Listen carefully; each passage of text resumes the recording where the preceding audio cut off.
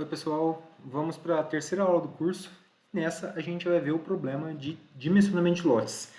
E também, do mesmo jeito do problema de transporte, problema da mochila, problema clássico de pesquisa operacional, um problema com uma aplicabilidade assim super extensa, pode ser usado para várias indústrias para fazer planejamento de produção.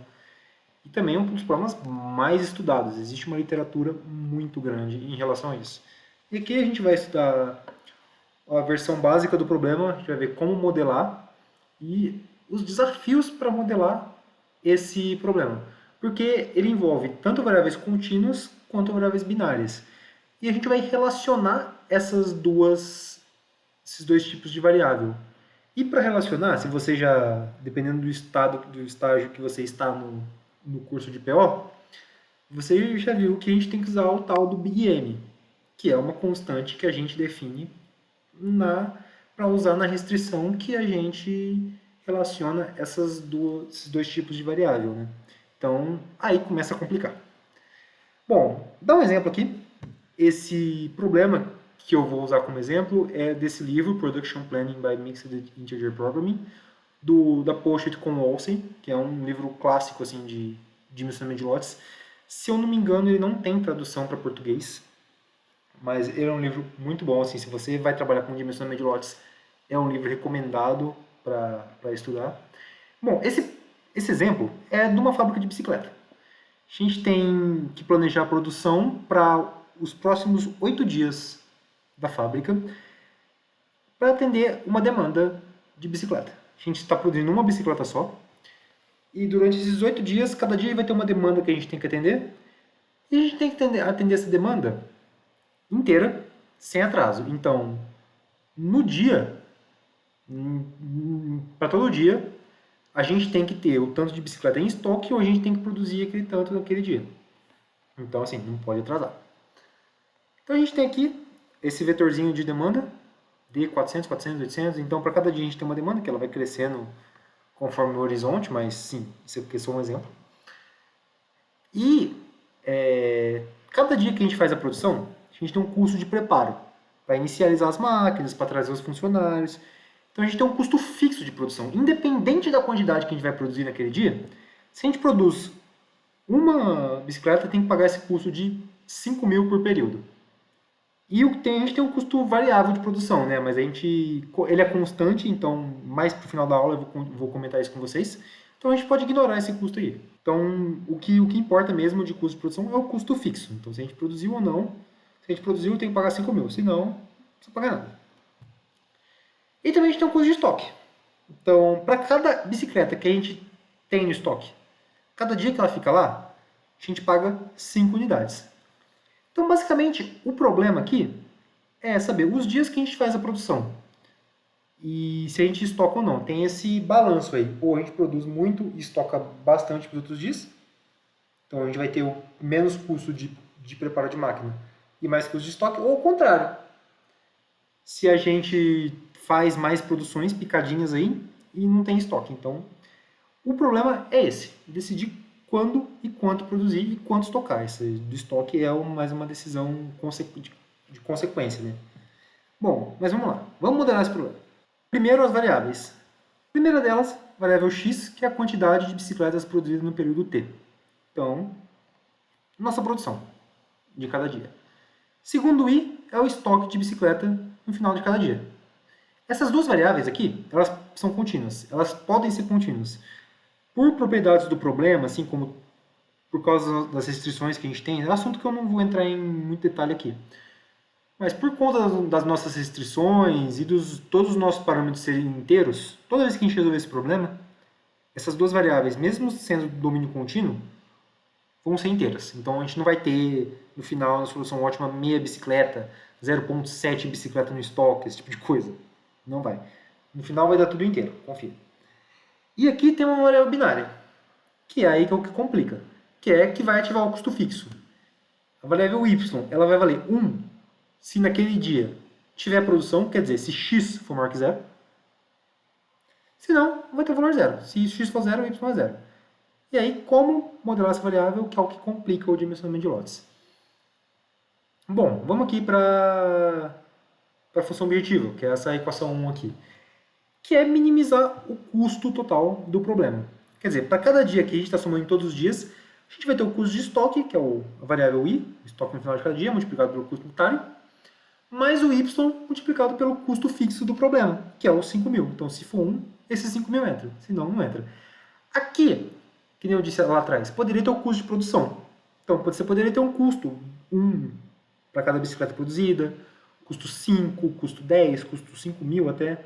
Mas, como a gente tem que atender toda a demanda sem atraso, a gente sabe que durante aqueles 8 dias, a produção total daqueles 8 dias vai ser o mesmo da demanda. Então, o valor total da produção vai ser uma constante. Como a gente está supondo aqui que o custo de produção é igual ao custo de estoque e o de preparo, que é constante durante os 8 dias, não muda, todo dia vai ser 1, todo dia vai ser 2, tá? Então, no final, você vai estar multiplicando aqui por uma constante. Você vai estar somando uma constante aqui. Então, isso não vai afetar o problema. Então, a gente não precisa considerar. Se o custo mudasse, aí a gente teria que considerar isso, que é o que vocês vão ter que se preocupar na hora do exercício lá na frente. Mas aqui, não. Bom, primeira restrição de fluxo de estoque, que é a restrição que vai movimentar as bicicletas ao longo dos dias. Aqui é basicamente o que entra igual que sai. O estoque no dia anterior, mais a produção no dia, é igual a demanda daquele dia, mais o estoque que sobra. Aqui eu fiz um desenho para ilustrar isso. Dia 1, estoque que vem do dia 0, dia anterior, né? Que é o estoque inicial, mais a produção do dia 1, igual a demanda do dia 1, mais o que sobra que vai para o dia 2. Aí no dia 2 isso recomeça, vai até o final. Aqui tem duas coisas, que sem perder a generalidade aqui, a gente pode assumir que o estoque inicial é 0, porque se tinha algum estoque inicial a gente já poderia bater da demanda do primeiro período, e o estoque final também é 0. Isso é automático do problema, porque a gente está minimizando o custo de estoque aqui. Então, se a gente terminar com no estoque final, a gente vai estar jogando dinheiro fora. Então, como o problema está minimizando o custo de estoque, quer dizer, minimizando o estoque, né, por consequência, a gente não vai ter estoque sobrando. Então, o estoque final sempre vai ser 0. A gente não precisa colocar nenhuma restrição forçando isso. E agora é a restrição do Big M. Aqui, a gente tem o Y multiplicado pelo Big M, o M, que é uma constante, que tem que ser suficientemente grande para toda vez que o X tem um valor positivo, não importa qual o valor, quando o Y for 1, esse valor aqui tem que acomodar esse X. Então é isso, a gente tem que colocar um valor grande aqui, maior que qualquer valor que X pode ter, para quando ele for multiplicado por 1, esse lado aqui ser maior ou igual a esse. E é isso. Essa é a restrição do Big M. É uma restrição meio que... Isso modela se o X for maior que 0, Y igual a 1. Aí se o X for 0, o Y vai ser 0 naturalmente, porque senão você ia colocar 5.000 aqui à toa na função objetiva. E aqui é a restrição de domínio, que é basicamente definir x e y são maior ou igual a 0, contínuos, e y é binário. Isso aqui vocês já viram nas outras aulas, principalmente na mochila, então vocês já estão acostumados. Agora, vamos falar desse tal do Big M, que é o que complica. E que é a coisa mais importante desse modelo. Dependendo de onde você estiver no curso de pesquisa operacional, se você já fez a matéria de PO, você já viu isso. Se você está na pós-graduação também, você provavelmente já deve ter estudado isso em alguma matéria do começo da pós. Mas, o que acontece? Quando o solver vai resolver esse modelo, ele vai usar o método branching bound, que é o método de exploração de árvores e tudo. E esse método envolve resolver várias vezes a relaxação linear desse problema. Esse problema que eu mostrei aqui, desse modelo que eu mostrei. E o que é relaxação linear? É o problema em que todas as variáveis inteiras têm o domínio revertido para contínuo. Quer dizer, no nosso caso, a variável binária passa a ser uma variável contínua com valor entre 0 e 1. Então ela não é mais 0 ou 1, é qualquer valor entre 0 e 1. Pode ser 0.1, 0.333, qualquer coisa. Assim, essa relaxação é um problema linear, então resolve rapidinho. E como o nosso problema é de minimização, quando a gente resolver essa relaxação linear, ela obrigatoriamente vai ter uma solução menor ou igual à ótima. Quer dizer, a ótima do problema original, com a variável binária sendo 0 ou 1. E no nosso caso, sim, se você já viu isso daí em algum outro curso de PO, você vai saber do que eu estou falando. Se você não tiver ouvido, relaxa, você ainda vai ouvir futuramente.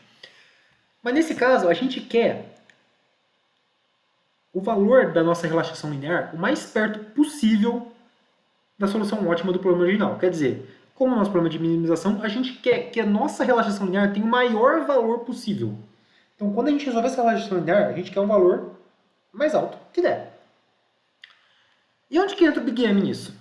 Bom, eu anotei aqui, fiz as anotações aqui, mas vamos voltar lá no problema, tá certo? Vamos supor aqui que y agora é contínuo, 0 a 1.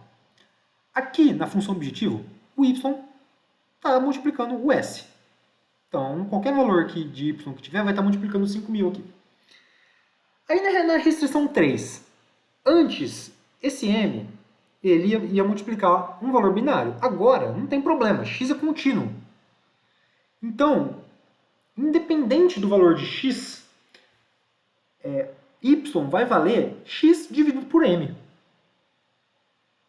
É isso, porque y é contínuo, pode ser qualquer valor. Então, vai ser x dividido por m, que é a mesma constante, então, tranquilo.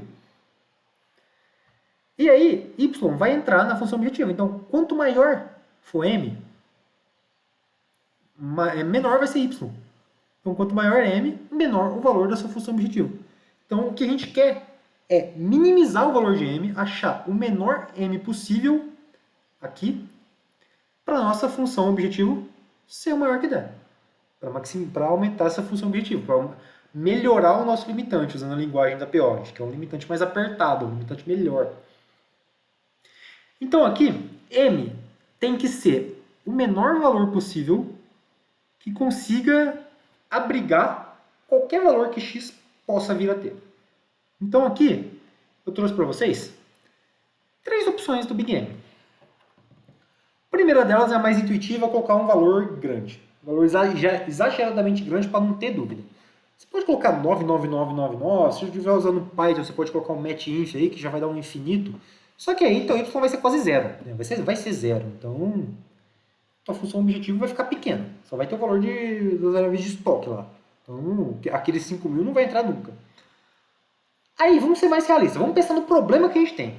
O que eu falei lá atrás, a gente vai ter que produzir toda a demanda. E como a gente quer minimizar o estoque, a gente vai produzir a mais. Então, o valor que a gente vai produzir durante os 8 dias vai ser igual à soma daquela demanda. Então, a gente sabe que a gente nunca vai produzir mais do que isso. Então, o Big M pode ser a soma de toda a demanda. Aí é um valor mais realista, não é infinito, mas ainda é grande e dá para melhorar. Agora, vamos melhorar ainda mais esse limitante. Né? Para cada dia, a gente sabe que a gente vai produzir a demanda daquele dia e a dos dias seguintes. Porque a gente não pode atrasar, a gente pode atender a demanda atrasada. Então, se a gente está no dia 3, por exemplo, a gente não pode atender a demanda do dia 1 e dia 2. Então, o máximo que a gente vai produzir é a demanda do dia 3 até o final. Dia 3, 4, 5, 6, 7, 8. Então, a gente soma aqueles dias e a gente tem um máximo de produção. Então, aí, a gente vai ter que calcular um n para cada variável binária, para cada dia. Então, para cada uma daquela restriçãozinha lá, então, x1 menor ou igual a m, y1, x2, a gente vai ter um m diferente. Você fala, poxa, cara, aí você complica, né? Você vai ter que fazer um monte de conta aí, mas, sério, isso é uma conta rapidinho que a gente faz, e o ganho que a gente tem na hora do solver resolver é muito maior que o tempo que a gente demora calculando esses Big M's. Para problemas mais complexos, o ganho disso é absurdo, coisa assim, ganhar 1/3 a menos do tempo computacional. Ganha em eficiência, isso faz diferença. Então, por isso que eu falo que é muito importante a gente dimensionar bem o nosso Big M quando a gente vai resolver um problema desse. Agora, vamos para o Grob, né? Isso daqui vocês conhecem, já deixei pronto aqui. Coloquei todos os dados aqui para a gente não ter que ficar declarando mais. Aí vamos modelar. Criei um modelo, as variáveis x e y. Se vocês já viram nas últimas aulas, vocês já estão craque nisso. Contínua, limitante inferior a zero, variável binária, função objetiva aqui, somamos para todos os dias. Somamos em t, aqui a gente começa a fazer um monte de loop aqui, porque a gente tem vários períodos, né, vários dias. Então aqui a gente vai somando os custos de estoque, custo de preparo de máquina, a gente quer minimizar. Aí a gente tem aqui as restrições do fluxo de estoque, que é lá que eu fiz o gráficozinho, assim. Aqui vai de quem modela. Aqui, por primeiro dia, como eu sabia que o estoque inicial é zero, eu criei uma restrição a mais aqui para o primeiro dia, então é só a produção que vai entrar, não tem nenhum estoque vindo de antes, né? Porque aqui, né, o vetor começa no zero, então como não tem um vetor, uma posição -1, então aí eu criei uma outra restrição para não dar problema. Mas para os outros dias está aqui. Para qualquer t aqui, t-1, i de t-1 mais x de t igual d de t mais y mais i de t. Então é aquela restrição modelada. E aqui eu modelei 3 vezes. Para aquelas 3 opções de Big M, eu modelei aqui o 99999 aqui, que é o exageradamente grande, que é a primeira que eu vou resolver. A soma da demanda, aqui ó, a soma de todos os valores de D, né? E aqui eu somei a demanda só dos dias de T até o último dia, T maiúsculo. Então eu somei os 3 Big M's aqui. E aqui eu vou resolver. Vamos resolver o primeiro aqui? Aqui resolveu. Ó, aqui esse logo do globo, eu vou voltar depois, vamos ver a solução. Ó, temos aqui que no primeiro dia ele produziu 800, então ele pagou 5.000 e produziu a produção do dia 1 e do dia 2. Deixou esses 400 de estoque aqui. Aqui no dia 3 ele produziu 1.600 também para o dia 3 para o dia 4. Aí aqui nos outros dias ele produziu, todo dia ele produziu a mesma demanda daquele dia, não deixou nada em estoque. E aqui você vai, se você analisar a solução, você vai entender por que ele fez isso. Porque era mais barato você produzir só a demanda do dia e não carregar estoque. Então, porque tipo no dia 6, que se você produzisse os 1.200 no dia 5 e carregar, você ia ter um custo de estoque maior do que o custo de fixo de produção. Então, é legal ficar explorando a solução desse jeito. Bom, mas vamos no Big M. Aqui, ó, esse é o best bound. Aqui, nessa primeira linha, aqui, ó, nessa linha aqui, ele vai dar o valor da relaxação, da root relaxation, que é a relaxação linear daquele modelo. E também entra aqui na primeira linha. Ele sempre vai dar o valor da relaxação linear inicial aqui. Então aqui, com aquele Big M muito grande, a gente teve 12.522 de o valor da relaxação linear. Então, é um valor até que baixo, comparado com os 36.000 da solução ótima. Agora, vamos pro outro, que é a soma total da demanda. Vamos lá. Ó, 15.000. Mesma solução, obviamente, mesma solução, porque só mudei o Big M, não mudei nada no resto. Então, deu uma relaxação linear um pouco melhor. Agora, vamos pro último. 17.000. Comparando com os 12.000, 12 para 17 já quase uns 40% de melhoria. Então a gente já viu que só de mudar o Big M já deu essa melhorada no gap. Tipo, fechou esse gap entre a solução ótima e a relaxação linear. Assim, aqui, como é um problema pequeno, foi rápido. Então, as outras informações do Gurobi aqui acaba que não dá pra gente ver em termos de desempenho, de tempo, de nós explorados da árvore. Mas numa das aulas extras desse curso, eu vou trazer um log do Gurobi comparando os dois Big M's. E aí vocês vão ver a diferença que faz. Mas aqui a gente já viu que a relaxação linear muda e isso daí já é suficiente para ter uma melhoria muito boa no solver. Agora, vamos para os exercícios da nossa aula. Primeiro exercício. Agora a fábrica mudou e o custo de produção varia. Então agora vocês vão ter que incluir o custo de produção no problema. Então nos 4 primeiros dias é 100 e nos 4 últimos 150. E aí? O que acontece? A solução vai mudar? Você vai ter aquele mesmo plano de produção ou não? E agora, questão 2. Além dos custos novos de produção, a A máquina produzida, ela tem uma capacidade que ela pode funcionar por dia. Então, por dia ela pode funcionar no máximo 10 horas, e cada vez que você prepara a produção, você gasta 30 minutos. E cada bicicleta é montada em 30 segundos. Então você vai ter essa restrição de capacidade aí. Então agora vocês têm que modelar essa restrição, resolver o problema e ver o que muda. Então é isso, essa aula de dimensionamento de lotes, e até a próxima.